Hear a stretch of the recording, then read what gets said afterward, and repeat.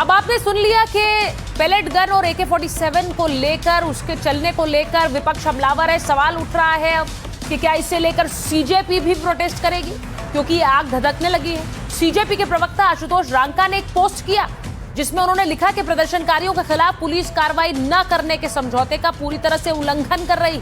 बिहार और बंगाल में सैकड़ों छात्रों को गिरफ्तार किया गया है और दिल्ली और अन्य राज्यों में सैकड़ों लोगों पर नजर रखी जा रही है या उन्हें परेशान किया जा रहा है।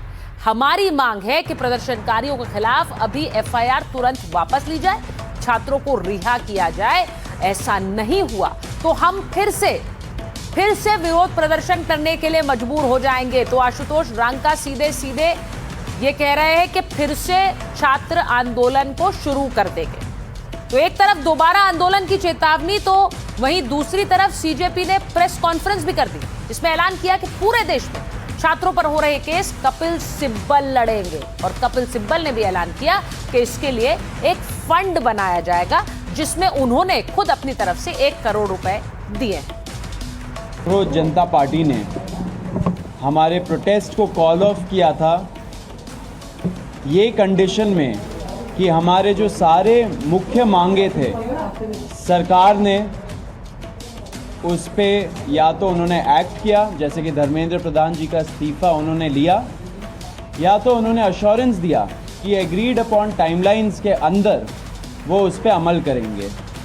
उस गुड फेथ में हम लोगों ने 25 जुलाई को हमारा प्रोटेस्ट जंतर मंतर से एंड जो नेशन वाइड कॉल हम लोगों ने दिया था दूसरी चीज़ों के लिए, उन सब चीज़ों को हम लोगों ने कॉल ऑफ किया। जहाँ जहाँ भी पीसफुल प्रोटेस्ट हुए हैं और जहाँ जहाँ छात्रों को टारगेट किया जा रहा है या प्रोटेस्टर्स को टारगेट किया जा रहा है, वहाँ हम चाहेंगे कि अगर कोई मुकदमा कोई डालेगा कोई भी सरकार, तो हम फिर उसके लिए एक व्यवस्था बनाएं। जो वकील लोग मदद करना चाहते हैं वो अपना नाम देंगे, कहाँ वो रहते हैं, किस तरह से मदद करेंगे, प्रो बोनो मदद करेंगे या उनके पास कुछ थोड़ा बहुत देना पड़ेगा।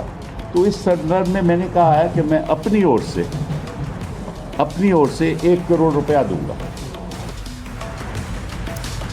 अब आपको याद दिलाती हूँ, जहां एक तरफ सीजेपी फिर से आंदोलन की बात कर रही है, वहीं दूसरी तरफ 24 जुलाई को कांग्रेस सांसद और लोकसभा में नेता प्रतिपक्ष राहुल गांधी 19 साल के छात्र साहिल लोचब के साथ कैमरे के सामने आए।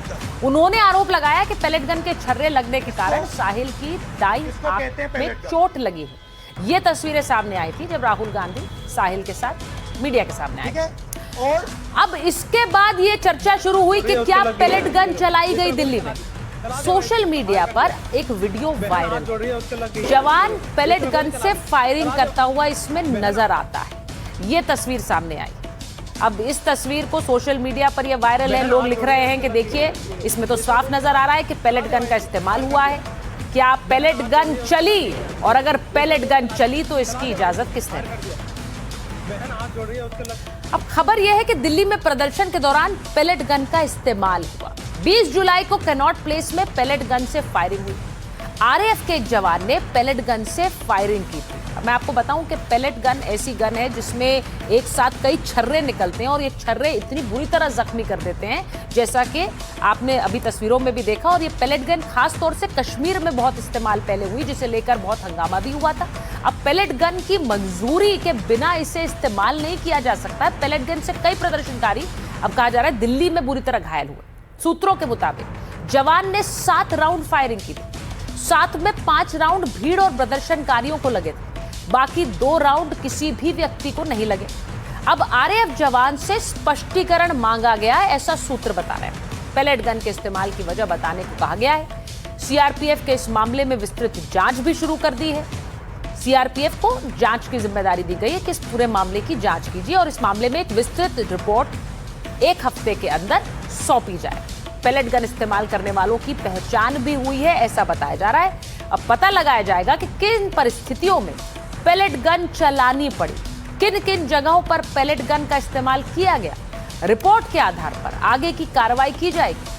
अब NDTV पर DG CRPF ज्ञानेंद्र प्रताप सिंह का बयान था।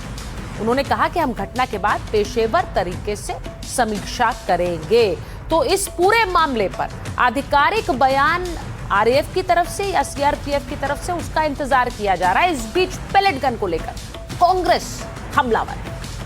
आप नौजवानों पर इस तरह से पैलेट गन्स चलाएं और सोचें कि पार्लियामेंट में उसकी आवाज़ नहीं उठेगी तो गलत है। जिस तरह से उनका इकबाल ख़त्म हो गया है, जिस तरह से छोटे छोटे बच्चे उनकी हंसी उड़ा रहे हैं, प्रधानमंत्री का जो नैतिक ताकत थी वो ख़त्म हो चुकी। अपॉलॉजी तो करनी पड़ेगी, जिम्मेदारी और जवाबदेही पैलेट गन्स की लेनी पड़ेगी। देखिए, जो दिल्ली में पुलिसिया हमला हुआ बच्चों पे, और मैं सबको एलिगेशन नहीं लगा रही, लेकिन कुछ पुलिस वालों ने बच्चों के साथ बदतमीजी की, पैलेट गन चली, उसका जवाब तो होम मिनिस्टर को देना चाहिए कि आखिर किसने इसकी जवाबदेही ली, किसने ऑर्डर दिया। क्या बिना ऑर्डर के पुलिस पैलेट गन चला सकती है क्या, जो सिर्फ जम्मू कश्मीर में आदि संवेदनशील होने पर होता है?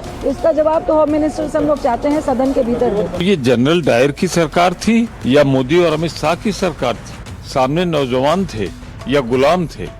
ये बहा हुआ खून जंतर मंतर पे मोदी सरकार को पतन की, दोहरा दूं से, मोदी युग के पतन की उल्टी गिनती शुरू हो गई है। अब आपको बताती हूँ कि 22 जुलाई को आईजी सीमा धूलिया ने बैठक ली थी। आईजी ने माना कि फोर्स का एक्शन संतोषजनक नहीं था।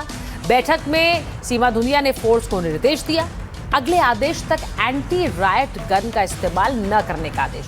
प्रोजेक्टाइल एक्शन गन PAG भी नहीं चलाई जाएगी। इलेक्ट्रिक शॉक हथियार और इलेक्ट्रिक शील्ड पर भी रोक लगाने की बात कही। बल का अत्याधुनिक इस्तेमाल अनुचित था, ये आईजी ने कहा। बल का इस्तेमाल तय प्रोटोकॉल में होना चाहिए।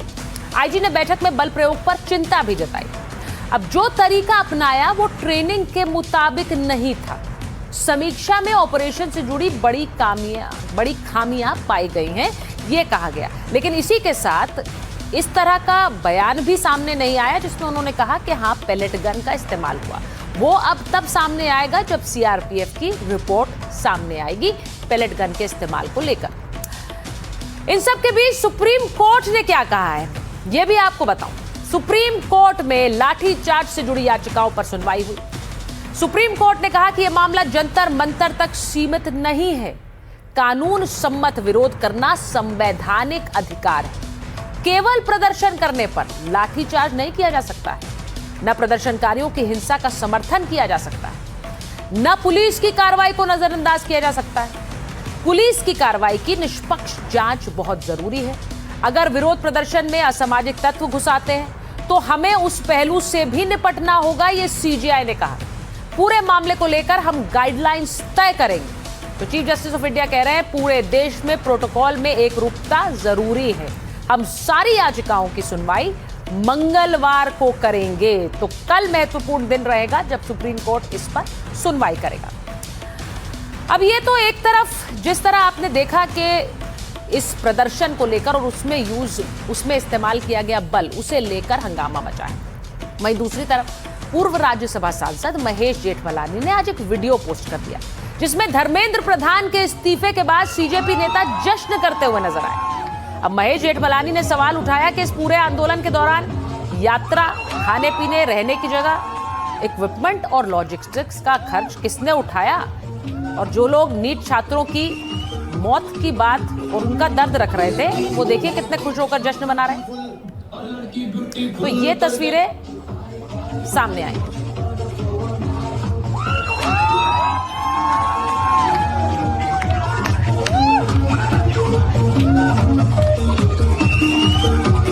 विपक्ष अब इस वीडियो को जारी करने के लिए बीजेपी को घेर रही है। CJP को बदनाम करने का आरोप लगा रही है। आप नौजवानों पर इस तरह से पैलेट गन्स चलाएं और सोचें कि पार्लियामेंट में उसकी आवाज़ नहीं उठेगी तो गलत है। अपॉलॉजी तो करनी पड़ेगी, जिम्मेदारी और जवाबदेही पैलेट गन्स की लेनी पड़ेगी। इनके समझौते के अनुसार इनको किसी पे केस नहीं करना था और जो जिन लोगों को गिरफ्तार किए थे उनका छोड़ना था। लेकिन बिहार में ये उल्टा कर रही है सरकार। ये छात्र शक्ति को, युवा शक्ति को अभी भी दरकिनार कर रहे हैं, ये समझ नहीं रहे हैं।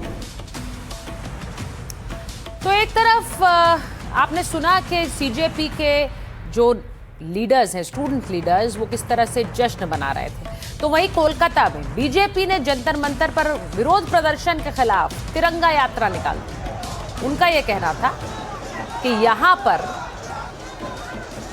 संयम से अपनी बात रखी जाए, न कि किसी तरह की कोई हिंसा हो।